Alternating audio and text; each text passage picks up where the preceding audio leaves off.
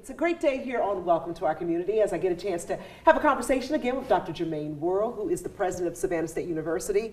Thank you so much for being here. Yeah, thank you. Appreciate it, Don. Thank you. And we appreciate it so much because we talked last in July, I believe, but so many incredible things have happened since then. Savannah State has really been in the news, a lot of positive news going on in our community. Let's talk a little about some of those changes since then. I want to maybe begin with the accreditation of the engineering technology programs. Yeah, it's a That's huge big. one. It's a big one, so we're excited to get reaffirmed. We go through this process typically between 7 and 10 years. Our accreditors will come in and ensure that we are meeting the standards of the accrediting body, and so we're so thankful that we got reaffirmed for our engineering programs, specifically our civil and our electrical engineering programs get reaffirmed. And then moreover, we also had our mechanical engineering program affirmed. And so the big three, as I call them, engineering programs and engineering technology, I tell people all the time we've had these programs since 1973, October 1. And so to be able to offer that to our citizens, we also have now the only College of Engineering Technology and Computing at any HBCU in Georgia. So we're really looking at increasing the visibility, the branding of this, and ensuring that any individual who wants to get an engineering degree know they can come to Savannah State. Well, that is really wonderful. You've also been hard at work reorganizing some of the academic colleges. What does that mean, and what was the need for it?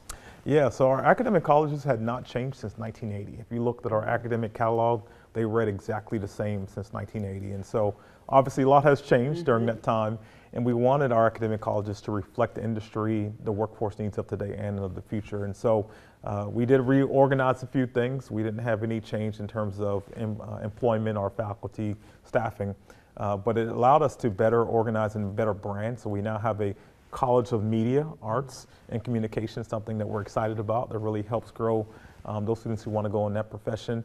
We brought our sciences and humanities faculty together for the first time, which really provides more what I would call interdisciplinary research, something that we really want to do as we pursue a R3 designation for our institution. Of course, COBA is the same. The College of Ed has a new name, Hyundai College of Education.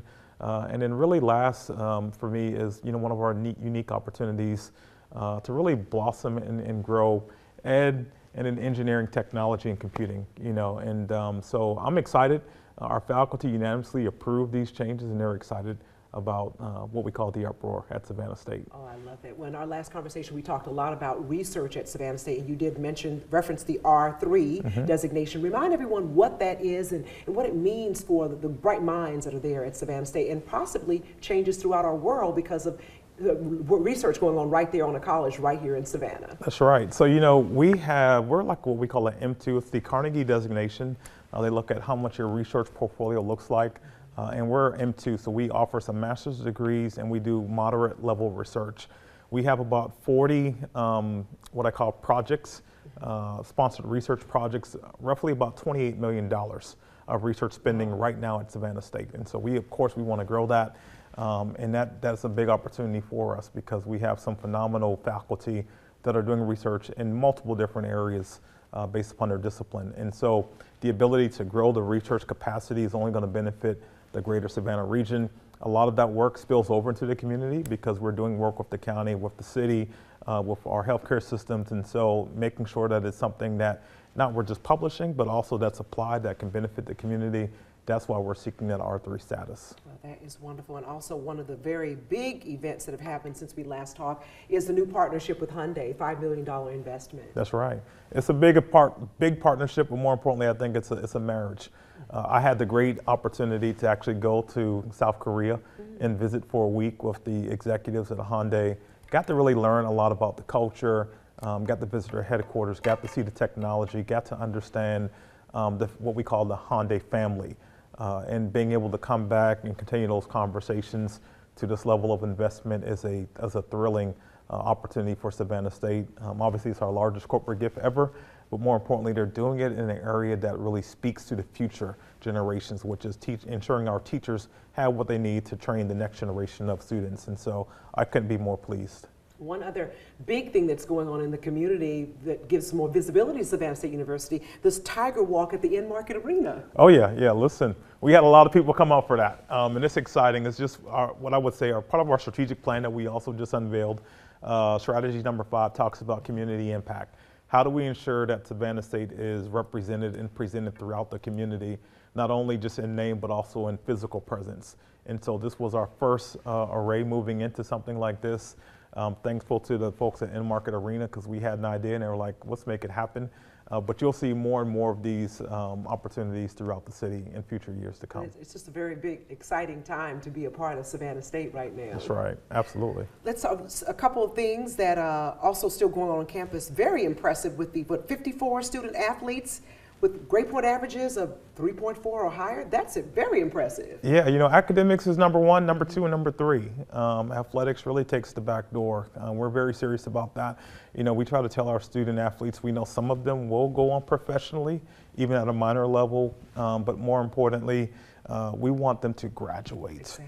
And we want to ensure that they're job ready. And so for us to have that many students that have that GPA academically performing well, that's what we're actually more excited about than whether to win or losses. We want them to win as well, but it's even more important that they get that, because ultimately we know they're going to carry that on for generations. And so I'm very thankful that the students and our coaches really focus on that day to day. There was a lot of excitement too around the Pack the Den. Remind our viewers of what that was, and you all hit a record, right? We did. You know, I was sitting actually getting my car repaired one day, and I saw something about another institution across the country had a Pack the Den event, and so I just sent a little text message to our athletic director. I said, you know, we need to do this for our volleyball team, because I went to a few of the games, and we have a phenomenal team. I said, we got to support them.